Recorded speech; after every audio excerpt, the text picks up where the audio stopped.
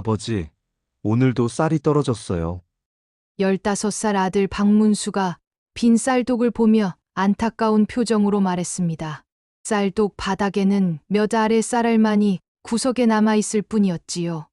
괜찮다. 문수야 마을 이장님께서 내일 속수레를 주신다고 하셨으니 조금만 참거라. 안녕하세요. 사랑방 야담에 오신 것을 환영합니다. 오늘도 유익하고 흥미로운 이야기로 여러분의 마음을 울리겠습니다. 구독과 좋아요는 꼭 눌러주시는 센스. 자, 언니 오빠들 출발해 볼게요. 오늘은 조선시대 가장 유명한 암행어사 박문수의 젊은 시절 이야기를 들려드리겠습니다. 가난한 서당 선생의 아들에서 조선 최고의 암행어사가 되기까지 그의 파란만장한 과거 시험 이야기를 지금 시작합니다. 조선 중기 충청도 어느 작은 마을에 박기수라는 서당 선생이 살고 있었습니다. 그는 학문은 깊었으나 욕심이 없어 늘 가난하게 살았지요. 아버지, 오늘도 쌀이 떨어졌어요. 15살 아들 박문수가 빈 쌀독을 보며 안타까운 표정으로 말했습니다. 쌀독 바닥에는 몇 알의 쌀알만이 구석에 남아있을 뿐이었지요. 괜찮다. 문수야 마을 이장님께서 내일 속수레를 주신다고 하셨으니 조금만 참거라. 박기수는 아들에게 미안한 마음을 감추며 다독였습니다. 사실 그의 주머니에는 돈 한 푼도 들어있지 않았습니다. 마을 아이들을 가르치며 받는 속수레만으로는 생계를 유지하기도 빠듯했지요. 하지만 문수는 불평 한 번 하지 않았습니다. 오히려 아버지를 걱정하는 마음이 더 컸지요. 아버지, 제가 품앗이라도 나가서 돈을 벌어올까요? 마을 부잣집에서 머슴을 구한다던데. 안 된다 문수야. 내가 해야 할 일은 학문에 정진하는 것이다. 비록 우리 집안이 가난하지만 학문만큼은 포기할 수 없단다. 박기수의 목소리에는 굳은 의지가 담겨 있었습니다. 그는 비록 가난했지만 학문에 대한 열정만큼은 그 누구에게도 뒤지지 않았거든요. 그런데 이 문수에게는 남다른 재능이 있었습니다. 한 번 들은 것은 절대 잊지 않는 기억력과 세상 돌아가는 이치를 꿰뚫어 보는 통찰력이었지요. 문수야, 오늘은 맹자를 배워보자꾸나. 생오환 사어 안락이라 하였는데 아버지, 그 뜻은 근심과 걱정 속에서 살면서 더욱 발전하고 안락함에 빠지면 죽음에 이른다는 말씀이지요? 지금 우리의 어려운 처지도 결국은 더 큰 성장을 위한 것이라는 뜻으로 이해하면 될까요? 박기수는 아들의 말에 깜짝 놀랐습니다. 단순히 글자의 뜻을 이해하는 것이 아니라 그 깊은 철학적 의미까지 깨닫는 것이었지요. 그렇다 문수야. 내가 이해한 것이 맞다. 현재의 어려움은 미래의 성공을 위한 시련인 것이다. 아버지가 한 번만 설명해주면 문수는 그 깊은 뜻까지 모두 이해했습니다. 뿐만 아니라 한 번 배운 것은 절대 잊지 않았지요. 사서삼경의 어려운 구절들도 문수에게는 마치 쉬운 이야기책처럼 느껴졌습니다. 어느 날 저녁, 박기수는 촛불 아래에서 책을 읽고 있는 문수를 바라보며 깊은 생각에 잠겼습니다. 이 아이의 재능을 묻어두기에는 너무 아깝구나. 하지만 과거 시험을 보려면 돈이 얼마나 들까? 한성까지 가는 길비며 체류비며 시험비까지. 과거 시험은 조선시대 최고의 등용문이었지만 가난한 집안에서는 꿈도 꿀 수 없는 일이었습니다. 시험을 보러 한성까지 가는 것만 해도 엄청난 비용이 들었거든요. 아버지, 무슨 걱정이 있으신가요? 문수가 아버지의 표정을 살피며 물었습니다. 아니다, 문수야. 그저 내가 더 큰 세상에서 실력을 펼칠 수 있었으면 하는 마음뿐이다. 아버지, 저는 지금도 충분히 행복합니다. 아버지와 함께 학문을 배우는 것만으로도 말입니다. 문수의 순수한 마음에 박기수는 더욱 마음이 아팠습니다.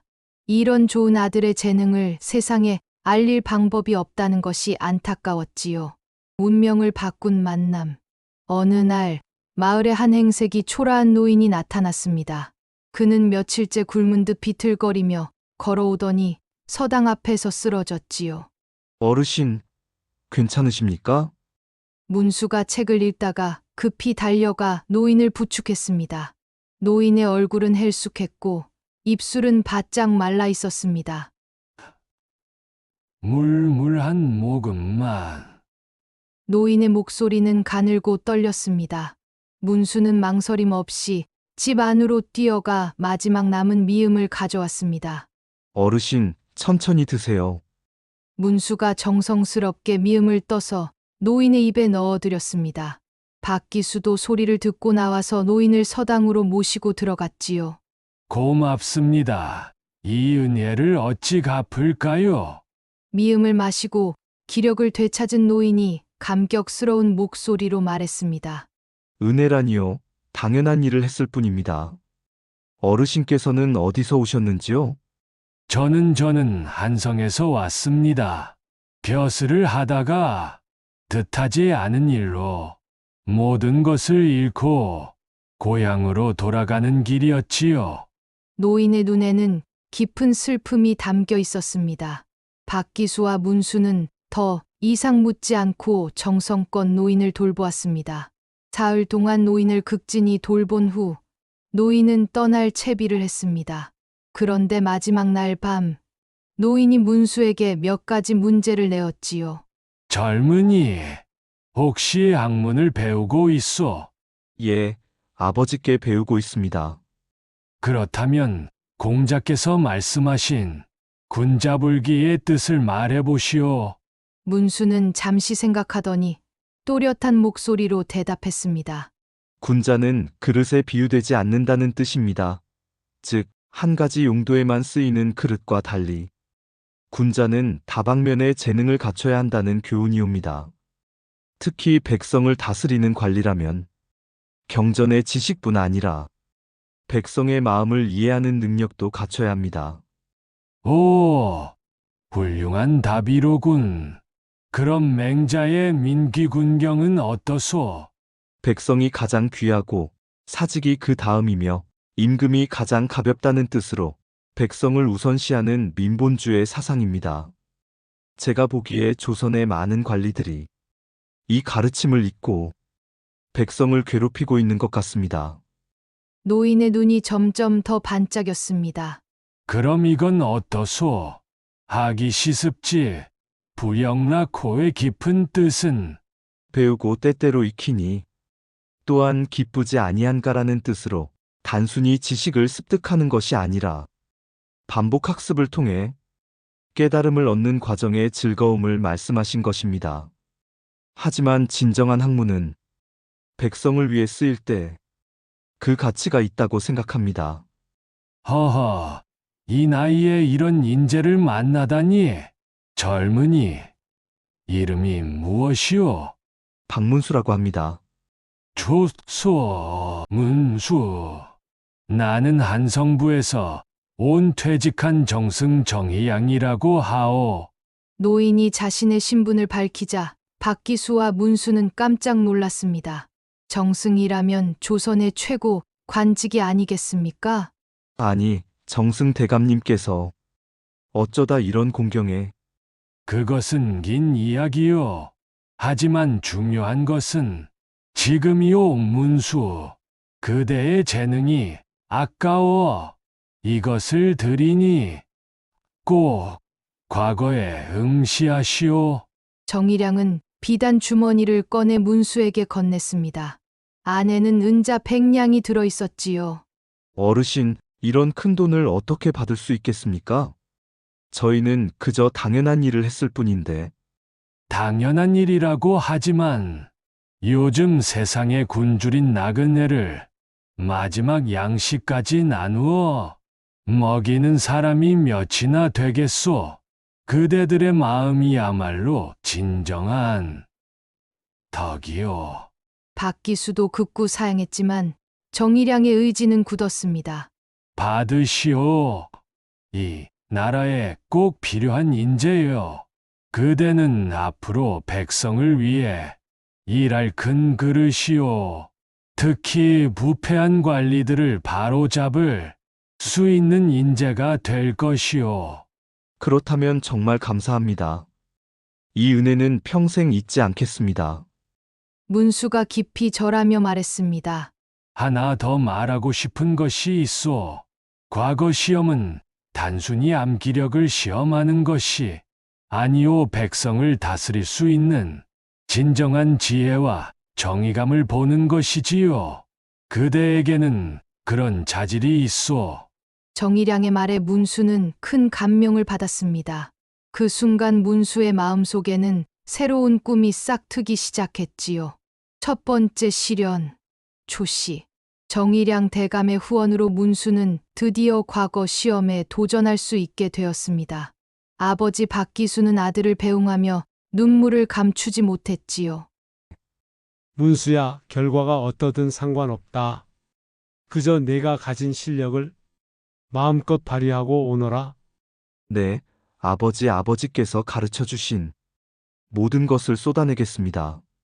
한성에 도착한 문수는 시험장의 규모에 압도되었습니다.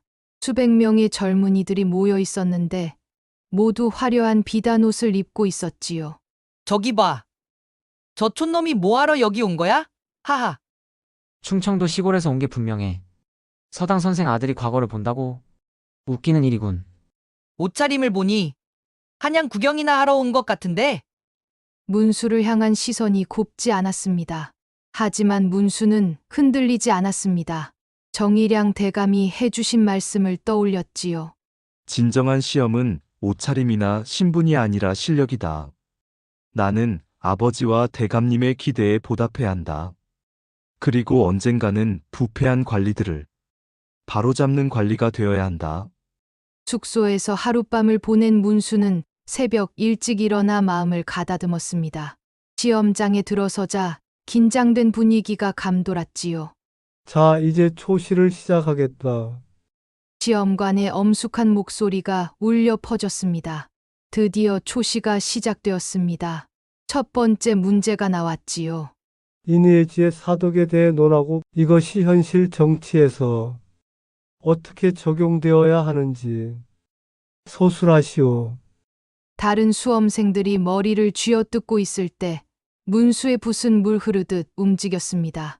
이는 사람을 사랑하는 마음이요. 의는 마땅히 해야 할 도리이며 예는 질서와 조화를 이루는 법도이고 지는 선악을 분별하는 지혜라 하였습니다. 하지만 이러한 덕목이 단순한 개념에 머물러서는 안 되고 실제 정치에서 백성을 위한 구체적인 정책으로 구현되어야 합니다. 특히 의의 정신이 중요하다고 생각합니다.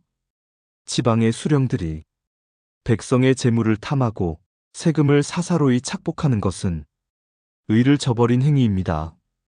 관리로서의 도리를 다하려면 청렴결백해야 하며 백성의 아픔을 자신의 아픔으로 느낄 수 있어야 합니다. 문수는 단순히 암기한 내용을 나열하는 것이 아니라 자신이 직접 보고 겪은 현실과 연결하여 글을 썼습니다. 충청도에서 목격한 탐관오리의 횡포, 백성들의 고통, 사회의 모순 등을 구체적으로 언급하며 해결책을 제시했지요.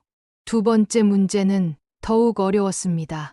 대학의 수신제가 치국 평천하에 따른 이상적인 통치자의 모습을 논하시오. 이번에도 문수는 주저하지 않았습니다. 수신은 자신을 바르게 다스리는 것이니 통치자는 먼저 자신의 욕망을 절제하고 덕을 쌓아야 합니다.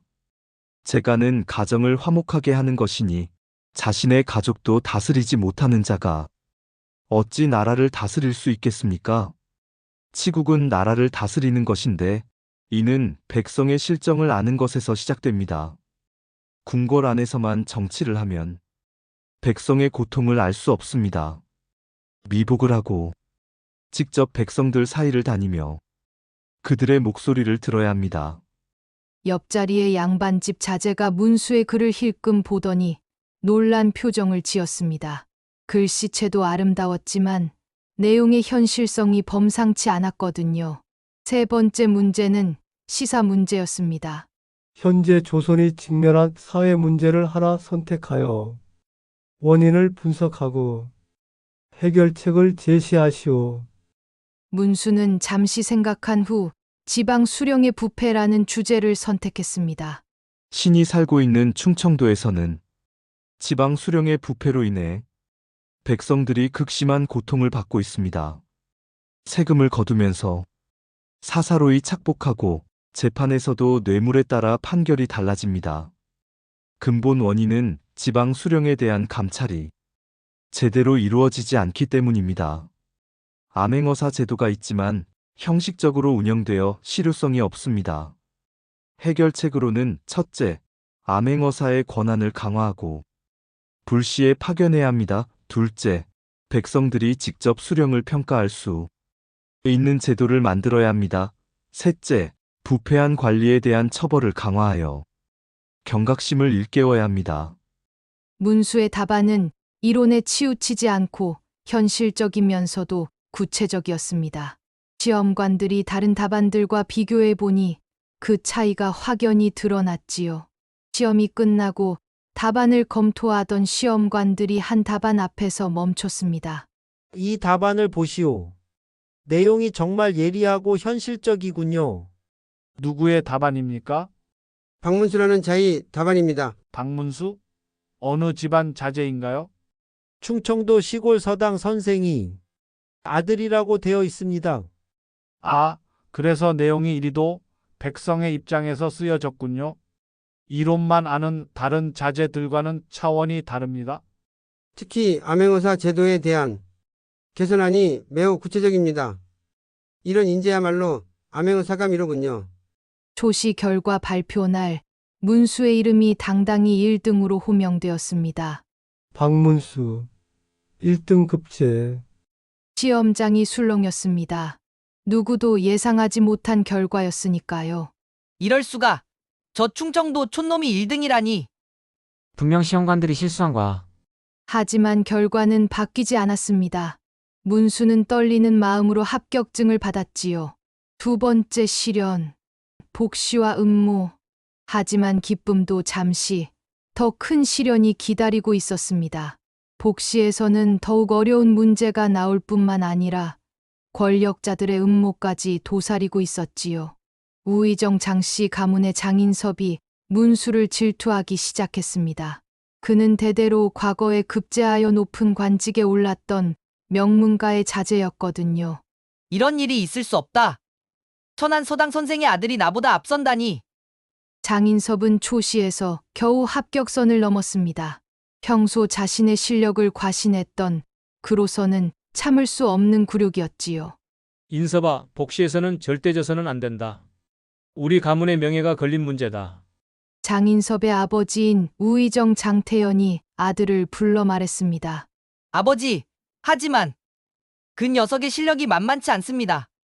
토시 답안을 보니 암행어사 제도 개선에 대해 그래? 그렇다면 그 녀석이 암행어사가 되는 것을 막아야겠구나. 우리 같은 집안에게는 암행어사가 가장 큰 위협이니까. 우의정의 눈에 음험한 빛이 번뜩였습니다. 장인섭은 아버지의 권력을 이용해 문수를 곤경에 빠뜨릴 음모를 꾸몄습니다. 그는 몇몇 하수인들을 시켜 문수를 감시하게 했지요. 한편 문수는 복시를 준비하며 더욱 열심히 공부했습니다. 정일양 대감이 빌려준 고급 서적들을 읽으며 견문을 넓혔지요. 역시 대감님께서 추천해 주신 책들은 다르구나. 특히 역대 암행어사들의 활약상을 담은 이 책은 정말 유익하구나. 문수는 정관정요, 목민심서 등 다양한 분야의 책을 섭렵했습니다. 특히 백성을 다스리는 목민관의 자세에 대해 깊이 공부했지요. 복시 전날 밤 문수는 마지막 점검을 하고 있었습니다. 그런데 자정이 넘어서 갑자기 문이 열리더니 검은 옷을 입은 사내들이 들어왔습니다. 누구십니까? 문수가 놀라 일어서려는 순간 사내들이 재빨리 방 안의 모든 물건을 뒤지기 시작했습니다. 사내들은 문수의 붓, 먹, 벼루는 물론 소중한 책들까지 모조리 가져갔습니다. 문수가 밤새 정리한 노트까지 찢어서 가져갔지요. 이를 어쩌면 좋을까? 문수는 절망했습니다. 내일이 시험인데 필요한 도구가 하나도 없었으니까요. 돈도 거의 떨어진 상황에서 새로 구입할 수도 없었습니다. 하지만 문수는 포기하지 않았습니다. 정일양 대감님께서 저를 믿어주셨다. 이 정도 시련으로 포기할 수는 없다. 문수는 숙소 근처를 돌아다니며 문방구를 파는 곳을 찾았지요. 다행히 밤늦게 문을 여는 작은 가게를 발견했습니다. 주인장님, 혹시 북과 먹을 팔고 계신가요? 있기는 한데 돈은 있나? 문수는 마지막 남은 돈을 모두 꺼냈습니다. 겨우 싸구려 붓 하나와 먹 한 덩이를 살 수 있었지요. 이것만으로 시험을 봐야 하는구나. 그러나 문수는 마음을 다잡았습니다. 도구가 중요한 것이 아니라 마음가짐이 중요하다고 생각했거든요. 이때 옆방에서 지내던 다른 수험생이 문수의 사정을 듣고 도움을 주었습니다. 이보시오, 무슨 일입니까? 이 밤중에 왜 그리 힘들어 하십니까? 어젯밤에 도둑이 들어서 시험 도구를 모두 잃었습니다. 아이고, 그런 일이. 제가 여분으로 가져온 것이 있으니 나누어 쓰시오. 정말 감사합니다. 이 은혜는 꼭 갚겠습니다. 무슨 말씀을요? 서로 제 시도성 계속 돕는 것이 당연하지요. 저도 충청도 출신입니다. 같은 고향 사람끼리 도와야지요. 그렇게 문수는 어려운 상황을 극복할 수 있었습니다. 비록 좋은 도구는 아니었지만 마음만은 더욱 단단해졌지요. 복시에서의 기적. 복시 당일 문제가 발표되었습니다. 현재 조선이 직면한 정치적 문제를 분석하고 해결책을 제시하시오. 이는 단순한 암기로는 풀 수 없는 깊은 통찰력을 요구하는 문제였습니다. 많은 수험생들이 당황했지요. 책에서 읽은 이론은 많았지만 실제 현실과 연결하여 생각해 본 경험이 부족했거든요. 다른 수험생들이 당황하고 있을 때 문수는 차분히 생각을 정리했습니다. 당파 싸움도 문제지만 가장 큰 문제는 백성과 조정 사이의 단절이다. 내가 직접 본 것들을 바탕으로 써보자. 문수는 빌린 낡은 붓을 들고 정성스럽게 글을 써내려갔습니다. 현재 조선의 가장 큰 문제는 조정과 백성 사이의 소통 단절이라 할 수 있습니다. 한양의 관리들은 백성의 실상을 모르고 지방의 백성들은 조정의 뜻을 알 수 없습니다. 신이 살고 있는 충청도에서는 지방관이 횡포를 부려도 이를 조정에 알릴 방법이 없습니다. 암행어사 제도가 있지만 사전에 소문이 나서 부패한 관리들이 미리 대비하곤 합니다. 해결책으로는 첫째, 암행어사를 불시에 파견하고 그 신분을 철저히 비밀로 해야 합니다. 둘째, 백성들이 직접 민원을 올릴 수 있는 격쟁 제도를 활성화해야 합니다. 셋째, 지방관의 임기를 단축하여 부패의 뿌리를 내리지 못하게 해야 합니다. 문수의 글은 단순한 이론 나열이 아니었습니다. 자신이 직접 보고 겪은 현실을 바탕으로 한 살아있는 내용이었지요. 두 번째 문제가 더욱 어려웠습니다. 맹자의 왕도 정치 사상을 현재 조선의 상황에 적용한다면 어떤 정책을 펼쳐야 하는가? 장인섭을 비롯한 다른 수험생들은 고개를 쥐어짰습니다. 맹자의 사상은 알고 있었지만 이를 현실 정책과 연결하는 것은 쉽지 않았거든요. 하지만 문수에게는 이미 답이 준비되어 있었습니다. 맹자께서 말씀하신 민귀군경이 사상을 바탕으로 하면 모든 정책의 중심에는 백성이 있어야 합니다. 현재 조선에서 가장 시급한 것은 지방 행정의 투명성 확보입니다. 많은 수령들이 세금을 착복하고 백성을 괴롭히고 있습니다. 이를 막기 위해서는 암행어사의 역할이 매우 중요합니다. 암행어사는 단순히 부패를 척발하는 것에 그쳐서는 안 됩니다. 백성의 고충을 직접 듣고 억울한 일을 바로잡으며 지방관을 감찰하는 것이 진정한 민본주의의 실현입니다. 또한 백성에게도 교육의 기회를 주어야 합니다. 배운 백성이 많아지면 부패한 관리들이 함부로 할 수 없게 됩니다. 시험관들이 문수의 답안을 읽고 감탄했습니다. 이 글을 보시오. 암행어사의 역할에 대한 통찰이 남다릅니다. 이런 인재가 있다니. 이 자야말로 진정한 암행어 사감이로군요. 이자는 책에서만 배운 것이 아니라 현실을 깊이 이해하고 있습니다. 세 번째 문제는 더욱 까다로웠습니다. 역사상 명군과 암군의 사례를 들어 이상적인 통치자의 조건을 논하시오. 문수는 잠시 생각한 후 붓을 들었습니다. 중국의 요순 시대와 조선의 세종대왕을 명군의 대표로 들 수 있습니다. 이들의 공통점은 첫째, 백성의 목소리에 귀를 기울였다는 것입니다. 세종대왕께서는 지편전 학사들과 함께 한글을 만들어 백성들이 그를 깨우치도록 하셨습니다. 둘째, 직접 백성의 실상을 파악하려 노력하셨습니다. 미복 차림으로 백성들 사이를 다니시며 그들의 고충을 들으셨습니다. 반면 폭군들의 특징은 백성을 멀리하고 간신배의 말만 듣는다는 것입니다. 중국의 거랑이나 주황은 백성의 고통을 외면하다 나라를 망쳤습니다. 따라서 이상적인 통치자는 백성 가까이에 있으면서 그들의 목소리를 직접 듣는 자여야 합니다. 이를 위해서는 암행어사 같은 제도가 매우 중요합니다. 시험이 끝나고 시험관들이 답안을 검토했습니다. 박문수라는 이자의 답안이 압도적이군요. 모든 답안에서 암행어사의 중요성을 강조하고 있습니다. 이자는 정말 암행어사가 되어야 할 인재입니다. 이런 답안은 처음 봅니다. 실제 경험에서 우러나온 정의감이 느껴지는군요. 한편 장인섭은 자신의 답안에 확신이 없었습니다. 평소 암기했던 내용들을 나열하기는 했지만 문수처럼 깊이 있는 분석은 하지 못했거든요. 이번에도 저 놈이 앞설 것 같은데. 아버지께서 시험관에게 매물을 주셨지만 소용이 없을 것 같다. 장인섭의 불안감은 적중했습니다. 복시 결과가 발표되었을 때 문수가 또다시 1등을 차지했거든요. 박문수, 복시 1등 급제. 시험장이 다시 한번 술렁였습니다. 연속으로 1등을 한다는 것은 매우 이례적인 일이었거든요. 저자는 필시 암행어사가 될 것이다. 그렇다면 우리 같은 집안에게는 큰 위협이 되겠군.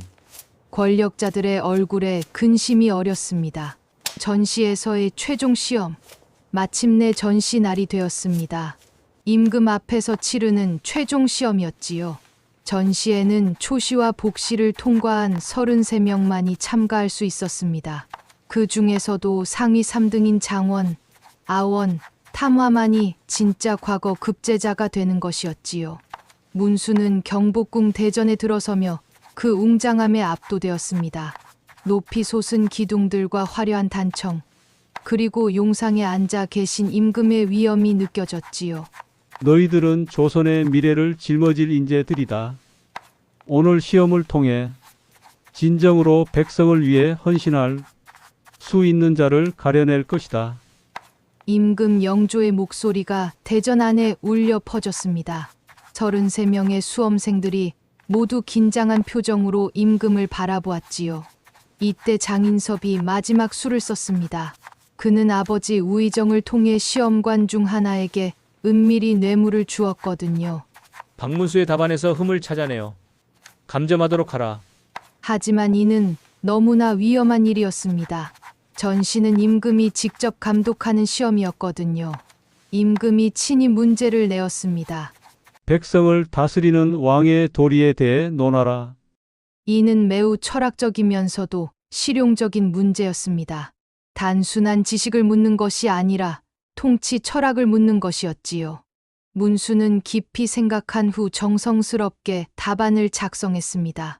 왕은 하늘의 아들이라 하지만 진정한 왕의 자격은 백성을 자식처럼 사랑하는 데서 나옵니다. 맹자께서 말씀하신 민귀군경의 뜻이 바로 여기에 있사옵니다. 왕이 백성을 위해 존재하는 것이지 백성이 왕을 위해 존재하는 것이 아니옵니다. 신이 어려서부터 본 것은 백성들의 고달픈 삶이었습니다. 흉년이 들면 굶어 죽고 병이 나도 약을 구할 수 없어 죽어가는 모습을 보았습니다. 하지만 더 큰 문제는 탐과 놀이들의 횡포였습니다. 그럴 때마다 진정한 왕이라면 이런 부패한 관리들을 어떻게 다스릴까를 생각했습니다.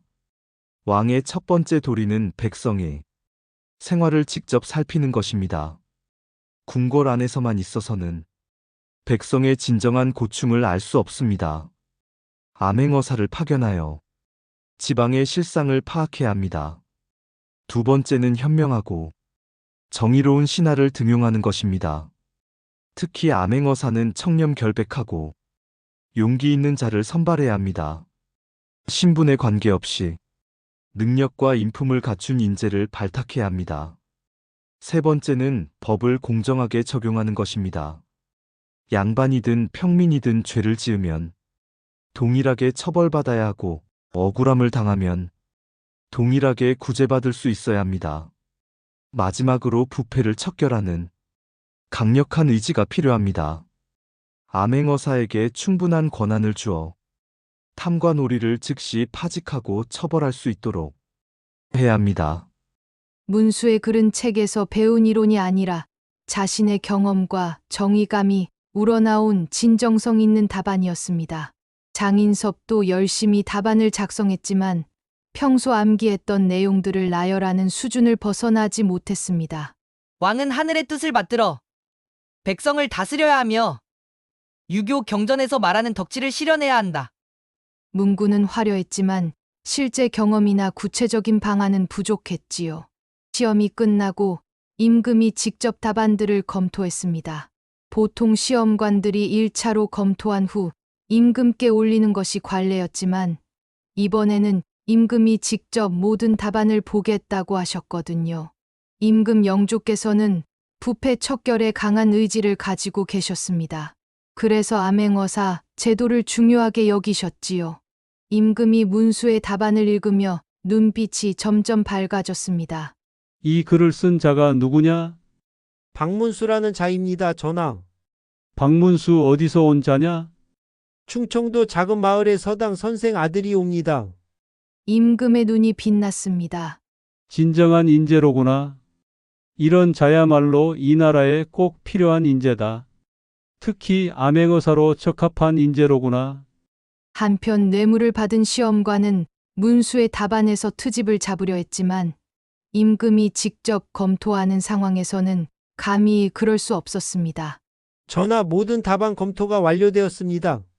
좋다, 결과를 발표하라.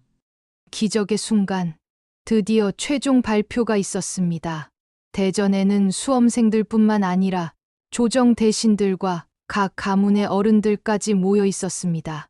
모두가 숨죽이며 결과를 기다렸지요. 내관이 황금빛 두루마리를 펼치며 큰 소리로 읽기 시작했습니다. 대조선국 과거 시험 전시 결과를 발표한다. 대전 안이 완전히 조용해졌습니다. 바늘 떨어지는 소리도 들릴 것 같은 정적이었지요. 탐화급제 정승호. 세 번째 등수가 먼저 발표되었습니다. 우의정의 친척인 정승우가 탐화에 급제했지요. 아원급제 이재현. 두 번째 등수가 발표되었습니다. 영의정 가문의 이재현이었습니다.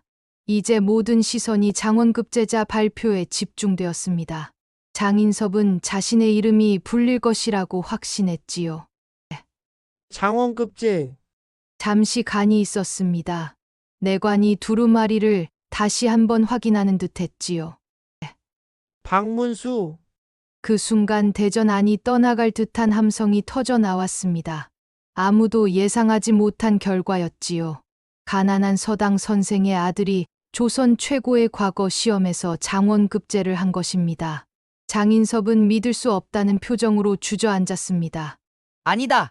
이럴 수가 없다. 분명 실수가 있었을 것이야. 하지만 결과는 바뀌지 않았습니다. 다른 양반 자제들도 말을 잇지 못했지요. 저런 정말 천한 출신이 장원을 했다니. 이제 세상이 정말 바뀌는 것 같구나. 하지만 대부분의 사람들은 감탄했습니다. 신분을 초월한 진정한 실력이 인정받은 것이었거든요. 임금이 문수를 직접 불러 말했습니다. 박문수, 어서 앞으로 나오거라. 문수는 떨리는 다리로 임금 앞으로 나아갔습니다. 박문수, 그대의 글에서 진정한 경세의 뜻을 보았노라. 특히 암행어사의 역할에 대한 통찰이 놀라웠다. 그대는 백성을 진심으로 생각하는 마음이 느껴졌다. 황공하옵니다, 전하. 그대는 가난한 집안에서 태어났지만 마음만큼은 누구보다 부유하구나. 앞으로 이 나라를 위해 충성을 다하거라. 특히 부패한 관리들을 바로잡는 일에 힘써라. 신은 백성을 위해 일생을 바치겠사옵니다. 탐과 놀이를 척결하는데 목숨을 걸겠사옵니다. 문수의 목소리가 대전 안에 울려 퍼졌습니다. 그 순간 많은 사람들이 감동의 눈물을 흘렸지요. 임금이 직접 장원급제 교서를 문수에게 내려주셨습니다. 이제 그대는 이 나라의 동량이다. 항상 초심을 잃지 말고 백성을 위해 힘써라. 그리고 언젠가는 그대를 암행어사로 삼을 것이다. 명을 받들겠사옵니다.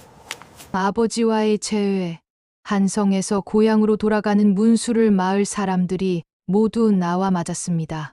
문수야, 장원급제했다며. 우리 마을에서 장원이 나오다니. 충청도의 자랑이에요.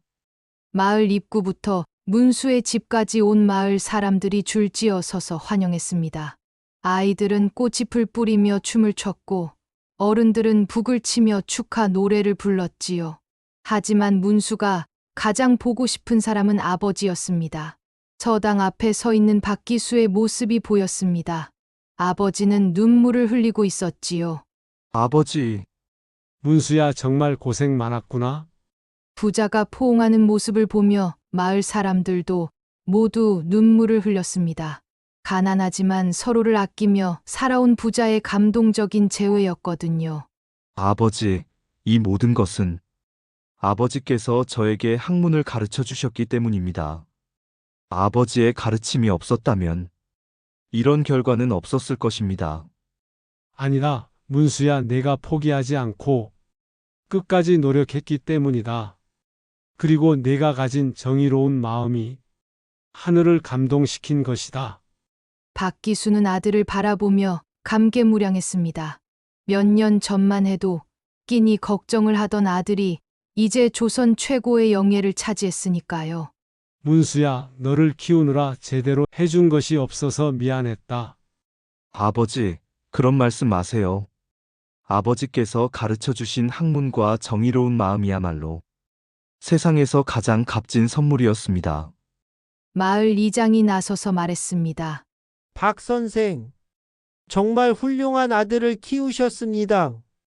우리 마을의 자랑이에요. 문수 어머니가 살아계셨다면 얼마나 기뻐하셨을까요? 마을 사람들이 하나둘 축하의 말을 건넸습니다. 평소 문수 부자를 아끼던 이들이었지요. 그날 밤, 온 마을에서 축하 잔치가 열렸습니다. 평소 가난했던 마을이었지만 이날만큼은 모든 집에서 음식을 내놓아 성대한 잔치를 마련했지요. 문수야, 이제 높은 벼슬을 하게 될 텐데 우리 같은 시골 사람들을 잊지는 않겠지? 마을 할머니가 농담 반 진담 반으로 물었습니다. 할머니, 무슨 말씀을 그렇게 하세요? 저는 언제까지나 이 마을의 문수입니다. 그리고 언젠가 암행어사가 되면 가장 먼저 충청도부터 살피겠습니다. 부패한 관리들을 모조리 잡아내겠습니다. 문수의 진심 어린 대답에 마을 사람들이 모두 박수를 쳤습니다. 한편 정일양 대감도 문수의 소식을 듣고 축하 편지를 보내왔습니다. 문수에게 그대의 장원급제 소식을 들었소. 내가 보낸 도움이 헛되지 않았음을 기쁘게 생각하오. 이제 진정한 시작이니 항상 백성을 생각하는 관리가 되기 바라오. 특히 그대는 암행어사의 자질이 있어. 부디 부패한 관리들을 바로잡는 데 힘써 주시오. 문수는 편지를 읽고 또다시 감동했습니다. 자신을 도와준 모든 분들에게 보답해야겠다는 마음이 더욱 간절해졌지요. 암행어사 박문수의 탄생. 문수는 정육품 성균관 직강에 임명되어 후학 양성에 힘쓰게 되었습니다. 하지만 그는 결코 자신의 뿌리를 잊지 않았지요. 3년 후 임금 영조는 문수를 비밀리에 불렀습니다. 박문수, 그대를 암행어사로 임명하고자 한다. 충청도와 전라도에 부패한 관리들이 많다는 보고가 있다. 그대가 직접 가서 백성의 고충을 듣고 탐관 오리를 적발하라. 성은이 망극하옵니다, 전하. 신은 목숨을 걸고 백성을 괴롭히는 자들을 바로잡겠사옵니다. 이렇게 해서 조선 역사상 가장 유명한 암행어사 박문수가 탄생했습니다. 문수는 말총갓에 남루한 옷차림으로 전국을 돌아다니며 부패한 관리들을 적발했습니다. 그가 가는 곳마다 탐관오리들은 벌벌 떨었고 백성들은 환호했지요. 어사 박문수가 오신다. 이제 우리의 억울함을 풀 수 있겠다. 문수는 신분을 숨기고 백성들 사이를 다니며 그들의 목소리를 직접 들었습니다. 그리고 부패한 수령들을 마패를 꺼내 치단했지요. 네 이놈! 백성의 재물을 탐하고 횡포를 부린 죄, 그 죄를 물어 즉시 파직하고 의금부에 압송한다. 문수의 활약은 전국에 소문이 났고 그의 이름은 정의의 상징이 되었습니다. 훗날 문수는 우의정까지 올랐지만 언제나 암행어사 시절의 초심을 잊지 않았습니다. 저는 가난한 서당 선생의 아들로 태어나 백성의 고통을 직접 보았습니다. 그래서 평생 백성을 위해 일하겠다고 다짐했습니다. 이 다짐을 죽는 날까지 지키겠습니다. 사람들은 박문수를 이렇게 기억했습니다. 진정한 실력은 가문이나 재산에서 나오는 것이 아니라 끊임없는 노력과 올바른 마음에서 나온다. 가난이 꿈을 가로막을 수는 없다. 진정한 의지와 용기가 있다면 어떤 어려움도 극복할 수 있다. 성공한 후에는 받은 은혜를 잊지 말고 더 약한 사람들을 보호해야 한다. 이것이 바로 암행어사 박문수가 우리에게 남긴 가장 큰 교훈이었습니다. 여러분도 지금 어떤 어려움에 직면해 있더라도 포기하지 마세요. 박문수처럼 끝까지 최선을 다하고 정의로운 마음을 잃지 않는다면 여러분도 분명히 꿈을 이룰 수 있을 것입니다. 그리고 성공했을 때는 박문수처럼 받은 은혜를 잊지 말고 약자를 보호하고 불의에 맞서는 용기를 가지시길 바랍니다. 그것이 진정한 성공의 의미이니까요.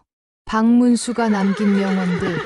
암행어사의 길은 외롭고 험난하지만 백성의 눈물을 닦아주는 것만큼 보람된 일은 없다. 부패한 관리 하나를 바로잡는 것은 1000명의 백성을 구하는 것과 같다.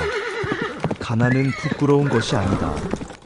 부끄러운 것은 권력을 이용해 백성을 괴롭히는 것이다. 진정한 용기는 강자에게 굽신거리지 않고 약자를 위해 목소리를 내는 것이다. 후일담 전설이 된 암행어사 박문수는 임금 영조의 신임을 받아 평생 30여 차례나 암행어사로 파견되었습니다. 그의 활약상은 전설이 되어 백성들 사이에 회자되었지요. 앞으로도 이런 감동적이고 교훈적인 역사 이야기들을 계속 들려드릴게요. 여러분도 박문수처럼 끝까지 포기하지 않는 마음으로 꿈을 이루시길 바랍니다. 댓글로 여러분의 생각과 꿈을 들려주세요.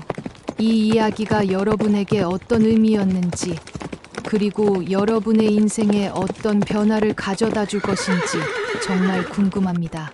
다음에는 또 어떤 주제의 야담을 들려드릴까요?